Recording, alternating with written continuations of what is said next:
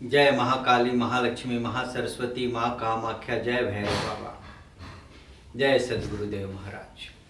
श्रीमद् देवी भागवत महापुराण प्रथम खंड के पंचम स्कंध में 8वां अध्याय की कथा हम लोग सुनने जा रहे हैं। व्यास जी बोले, हे राजन, उन देवताओं ने शीघ्रतापूर्वक भगवान विष्णु के प्रिय धाम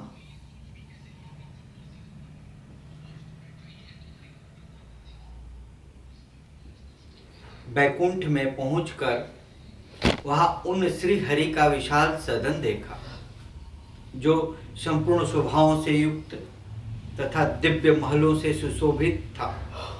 सुंदर तथा सुखदायक वह भवन सरोवर, बावली एवं नदियों से सुशोभित था, जिसमें हंस, सारस, चक्रवाक आदि पक्षी कलरव कर रहे थे। उस भवन के चारों ओर सुशोभित हो रहे दिव्य उपवनों में चंपा, अशोक, कहार, मंदार, मौल, सिरी, मालती, तिलक, अमड़ा और कुरबक आदि विविध प्रकार के वृक्ष लगे हुए थे। उपवनों में चारों ओर कोयलों की कुक सुनाई दे रही थी। मोर नृत्य कर रहे थे और भौरे गुंजार कर रहे थे।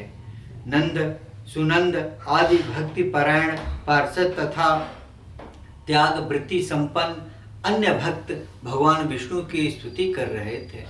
वहाँ रत्न जटित महल बने हुए थे, जिन पर सुनहरे चित्र बने हुए थे।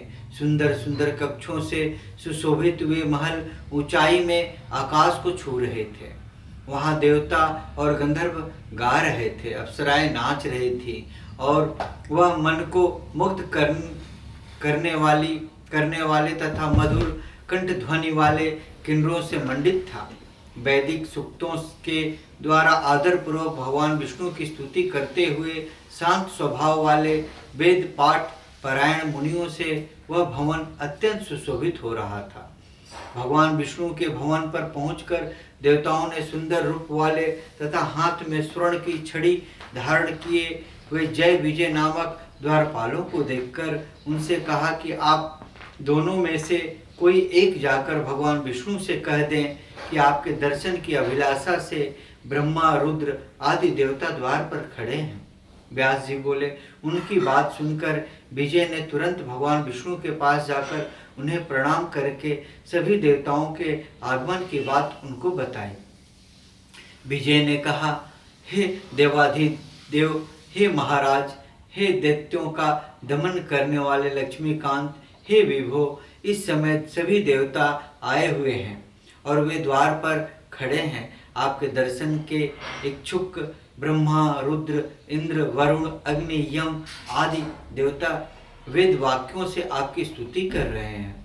व्यास जी बोले, लक्ष्मीपति भगवान विष्णु विजय की बात सुनकर देवों से मिलने हेतु अत्यधिक उत्साहित होकर शीघ्रतापूर्वक अपने भवन से बाहर निकल आए।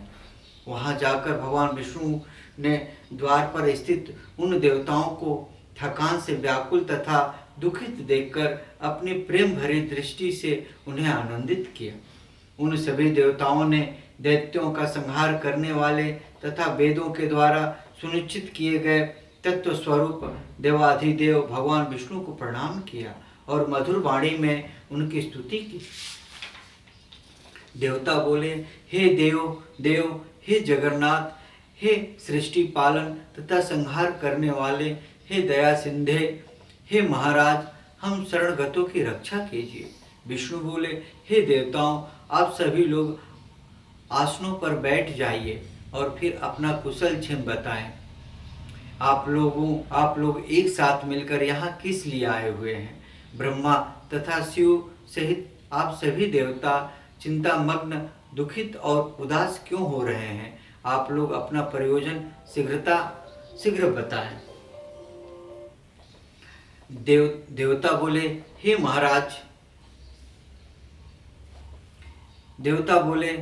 हे महाराज, पाप कर्म में संलग्न अजय महादुष्ट वरदान पाकर अभिमान में चूर तथा पापी महिषासुर से हम लोग पीड़ित हैं। ब्राह्मणों द्वारा देवताओं को दिए गए यज्ञ भागों को वह स्वयं ग्रहण कर लेता है। हम सभी देवता उससे भयभीत होकर पर्वतों की कंदराओं में भटकते फिरते हैं। हे मधुसूदन, ब्रह्मा जी के वरदान से वह अजय बन गया है। अतः इस कार्य को अत्यंत दुरुतर जानकर हम लोग आपकी शरण में आए हैं। दानों की माया को जानने वाले तथा दानों का वध करने वाले हे कृष्ण, आप ही देवताओं का उद्धार करने में समर्थ हैं। अतः उसके वध का कोई उपाय कीजिए। विधाता ने उसे वर दे दिया है कि तुम पुरुष मात्र से सदा अवध्य रहोगे। तब ऐसी कौन स्त्री होगी जो रण में उस सठ को मार सके? क्या भगवती पार्वती, लक्ष्मी, इंद्रायणी अथवा सरस्वती भी इन अत्यंत दुष्ट तथा वरदान के कारण अत्यंत अभिमानी महिषासुर का वध करने में समर्थ होंगी? अतएव हे भक्त वत्सल, हे भूधर, आप अपनी बुद्धि से भली भांति विचार करके उसके मरण का जो भी उपाय हो उसके द्वारा हम लोगों का यह कार्य संपन्न कीजिए। व्यास जी बोले। यह बात सुनकर भगवान विष्णु मुस्कुराते हुए उनसे कहने लगे, पहले भी हम लोगों ने महिषासुर से युद्ध किया था,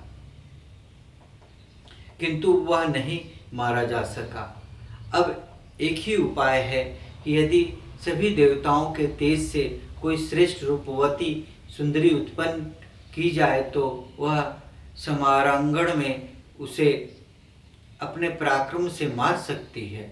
हम सबकी शक्ति के अंशों से निर्मित कोई वीर नारी ही सैकड़ों प्रकार की माया रचने में निपुण और वर प्राप्ति के कारण अभिमान में चूर उस महिषासुर का वध करने में समर्थ होगी।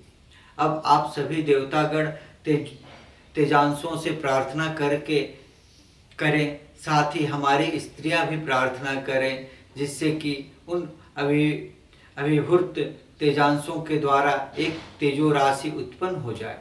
उस समय रुद्र आदि हम सब मुख्य देवतागण त्रिशूल आदि जो भी दिव्य आयुध है वह सब उसे दे देंगे। तत्पश्चात सभी प्रकार का आयुध धारण करने वाली तथा संपूर्ण तेजों से संपन्न वह देवी उस दुराचारी, पापी तथा मदोन्नत दानों को मार डालेगी। व्यास जी बोले, भगवान विष्णु के ऐसा कहते ही ब्रह्मा जी के मुख से अपने आप एक अत्यंत असहाय तेज पुंज निकल पड़ा। वह तेज लाल रंग का था। उसकी आकृति सुंदर थी। वह पद्मराग मणि के समान प्रभाव वाला तथा उसमें कुछ शीतलता एवं उष्णता भी थी और वह अनेक किरणों से सुशोभित था। हे महाराज, भगवान विष्णु और शिव ने भी उस निःसृत तेज को देखा। उसे देखकर अमित पराक्रम वाले वे दोनों आश्चर्यचकित हो गए।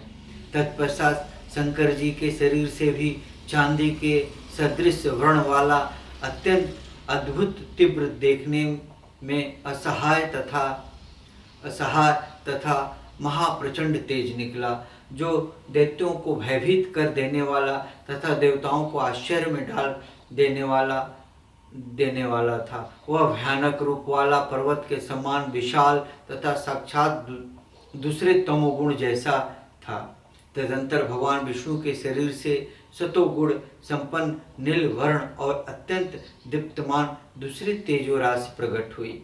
इसके बाद इंद्र के शरीर से विचित्र आकार वाला असहाय पूर्ण गोलाकार और गुणात्मक तेज प्रादुर्भूत हुआ। कुबेर, यम, अग्नि तथा वरुण के भी शरीर से सभी ओर महान तेज निकलने लगा। इसी प्रकार अन्य देवताओं के शरीर से भी अतिशय प्रदीप्त तेज निकला। वह महान तेजो राशि अत्यंत दीप्तिमान थी। दूसरे हिमालय पर्वत के सदृश उस महादिव्य तेजो राशि को देखकर विष्णु आदि सभी प्रधान देवता आश्चर्यचकित हो गए। उसी क्षण वहां सभी देवताओं को देखते देखते उस तेजपुंज से अत्यंत श्रेष्ठ, सुंदर तथा सबको विस्मित कर देने वाली एक स्त्री प्रकट हो गई। सभी देवताओं के शरीर से अविभूत वह नारी त्रिगुणात्मिकता 18 भुजा वाली मनोहर त्रिगुणा तथा विश्व को मुंह में डाल देने वाली साक्षात महालक्ष्मी थी।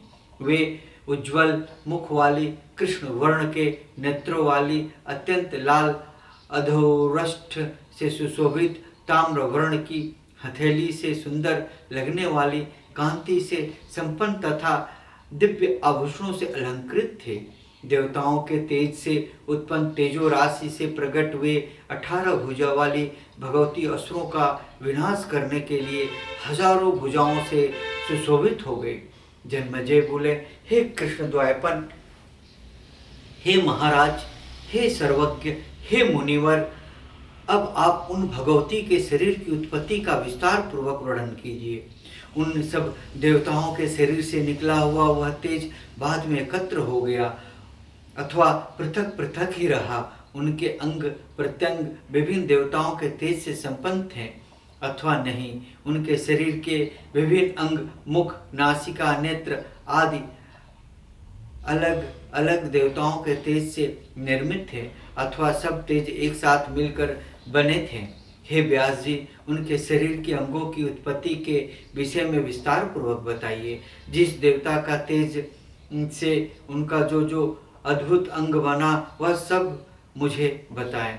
जिन जिन देवताओं ने उन भगवती को जो जो आयुध या आभूषण आदि समर्पित किए, आपके मुखार बिंदु से निकली सारी बातें मैं सुनना चाहता हूँ। हे ब्राह्मण, आपके मुख कमल से निकले महालक्ष्मी के चरित्र रूपी अमृतमय रस का पान करते हुए मैं तृप्त नहीं हो पा रहा हूँ।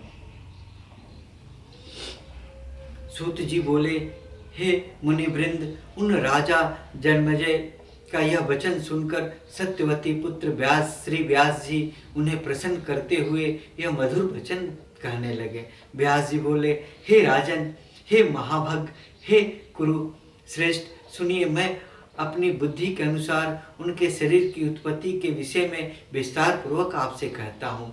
स्वयं ब्रह्मा, विष्णु, महेश और इंद्र भी भगवती के यथार्थ रूप को बता पाने में कभी भी समर्थ नहीं है।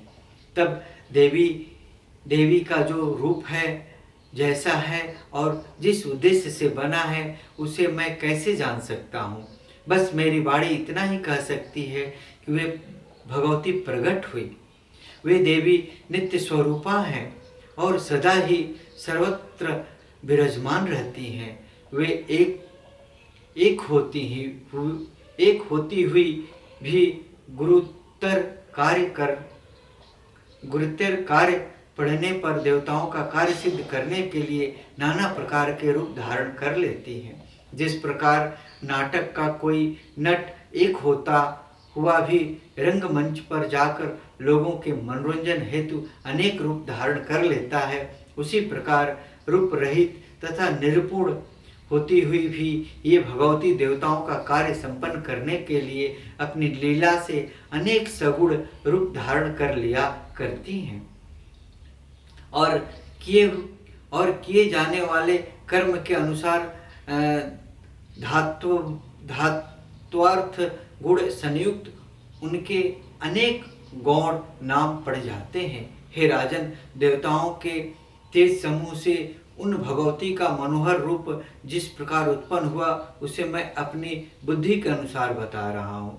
भगवान शंकर का जो तेज था उससे उन भगवती का गौर वर्ण सुंदर आकार वाला तथा अत्यंत विशाल मुख कमल निर्मित हुआ। यमराज के तेज से उनके कोमल घुंघराले बहुत लंबे मेघ के समान कृष्ण वर्ण वाले और मनोहर केश बने। अग्नि के तेज से उन भगवती के तीनों नेत्र बने। 3 प्रकार के वर्णों से सुशोभित हुए नेत्र काले, लाल तथा श्वेत थे। उनकी भवें दोनों संध्या के तेज से बनी। वे टेढ़ी चिकनी काले रंग की अत्यंत तेजोमयी तथा कामदेव के धनुष की भांति प्रतीत हो रही थी। उनके दोनों उत्तम कान वायु के तेज से बने, जो न बहुत बड़े न बहुत छोटे थे। वे कामदेव के झूले के सदृश प्रतीत हो रहे थे। तिल के फूल के समान आकृति वाली अत्यंत मनोहर और स्निग्ध नाक कुबेर के तेज से उत्पन्न हुए। हे राजन, उन देवी के नुकीले चिकने चमकीले कुंद के अग्रभाग के सदृश तथा समान दांत प्रजापति के तेज से उत्पन्न हुए। उनका रक्त वर्ण अधरोष्ट अरुण के तेज से उत्पन्न हुआ और ऊपर का अत्यंत मनोहर उत्तरोष्ट ऊपर का ओठ कार्तिकेय के तेज से उत्पन्न हुआ। उन देवी के 18 भुजाएं विष्णु के तेज से प्रकट हुई तथा उनकी रक्त वर्ण की उंगलियां वसुओं के तेज से उत्पन्न हुई। उनके दोनों स्तन चंद्रमा के तेज से अभिभूत हुए तथा 3 रेखाओं से युक्त उनका मध्य भाग इंद्र के तेज से उत्पन्न हुआ। उनकी जंघाएं तथा उरु प्रदेश वरुण के तेज से उत्पन्न हुए तथा उनका विशाल नितंब पृथ्वी के तेज से उत्पन्न हुआ। हे राजन, इस प्रकार उस तेजो राशि से उत्पन्न आकार वाली दिव्य रूप से संपन्न तथा मधुर स्वर वाली भगवती नारी रूप में प्रकट हुई। मनोहर अंग प्रत्यंग वाली भगवती, दांतों वाली तथा भय नेत्रों वाली उन देवी को देखकर महिषासुर से पीड़ित समस्त देवता अत्यंत आनंदित हो उठे।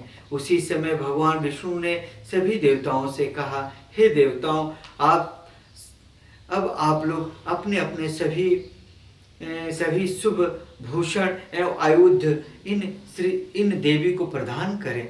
अपने आयुधों से नाना विधि तेजस्वी शस्त्र उत्पन्न करके सभी लोग शीघ्र ही देवी को अर्पित कर दें। इस प्रकार श्रीमद् देवी भागवत महापुराण प्रथम खंड के 5वें स्कंध में 8वां अध्याय ओम ततस्तम।